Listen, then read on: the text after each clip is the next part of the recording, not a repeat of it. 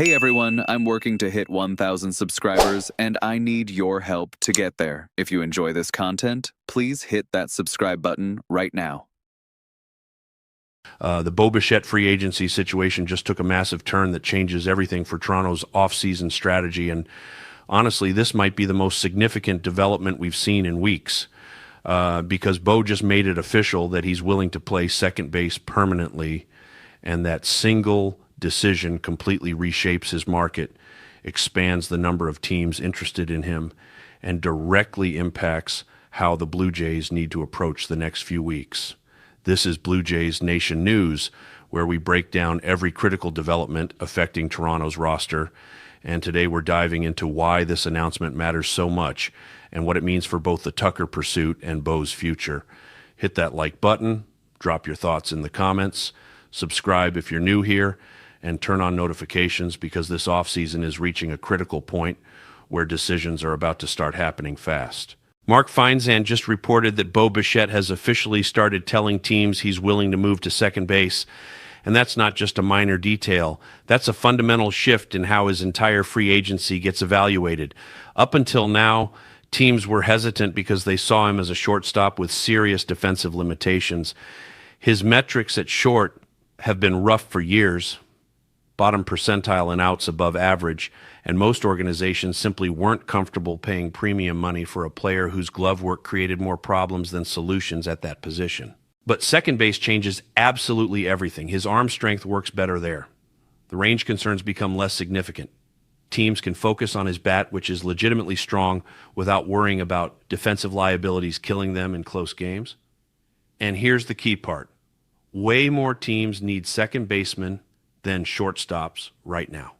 Most clubs already have their shortstop situation figured out. Second base, though, that's where holes exist all across baseball, and that's where Bo suddenly becomes a high-value target instead of a question mark with risk attached. According to Feinsand's reporting, far more clubs are looking for help at second base than shortstop, so Bo's willingness to switch positions should bring significantly more teams into play for his services. That's not speculation. That's the market reality shifting in real time.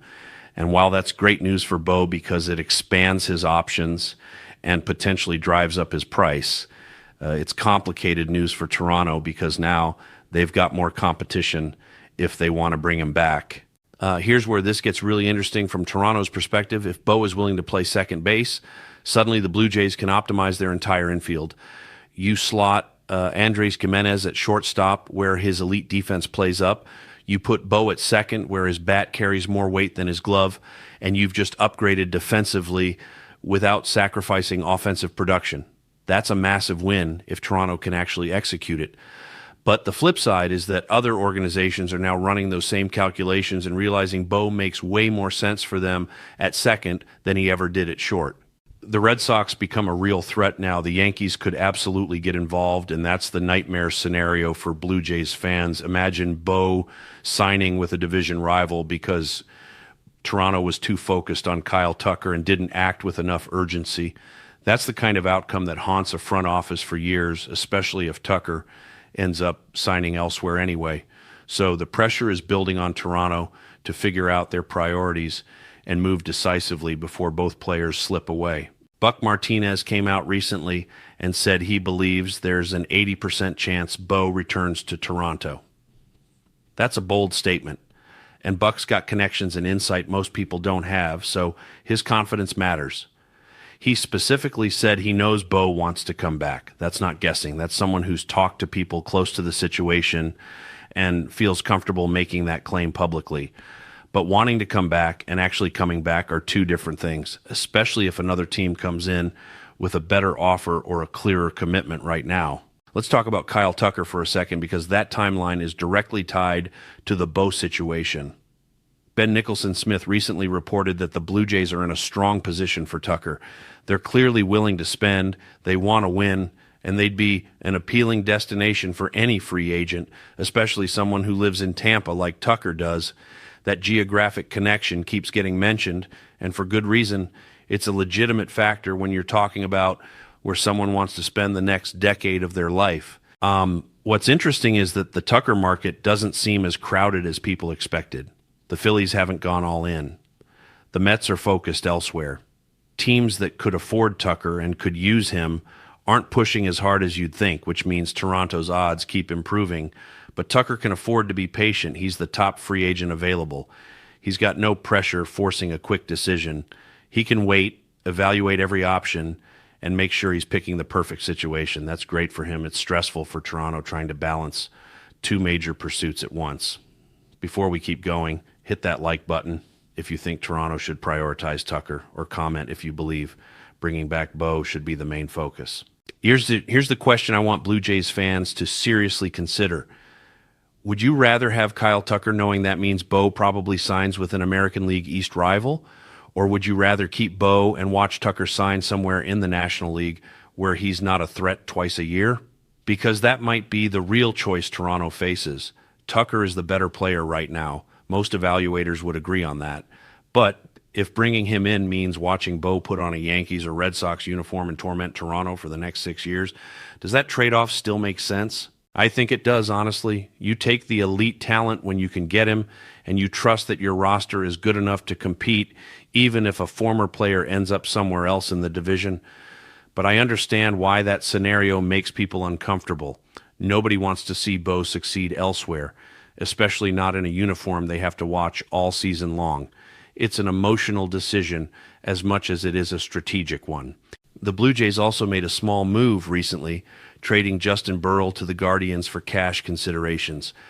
That's not a franchise-altering transaction, obviously, but it's part of the ongoing roster management that happens this time of year. They needed the 40-man spot for Cody Ponce, and Burrell wasn't going to factor into the 2025 plans, so they found him a landing spot and cleared space. The cash considerations won't be signing Tucker or Bo, despite the jokes floating around, but it's another signal that Toronto is actively shaping the roster and making decisions with a clear plan in mind. What's becoming increasingly obvious is that the market is thinning out. Most of the big names have signed or are down to just a few serious suitors. Tucker and Bo are the headliners still available, and once they come off the board, the offseason landscape looks completely different. Teams that miss on these guys will pivot to secondary options, and suddenly the urgency spikes for everyone still waiting. Toronto got most of their bullpen work done early with Dylan Cease, Tyler Rogers, and others, which was smart because reliever prices have climbed significantly since then. Luke Weaver just signed for 2 years and $22 million, and I'd much rather have Tyler Rogers at $15 million per year than Weaver at $11 million. That's the kind of value you get by acting early instead of waiting. But now Toronto has to decide how aggressive they want to be on Tucker and Bo.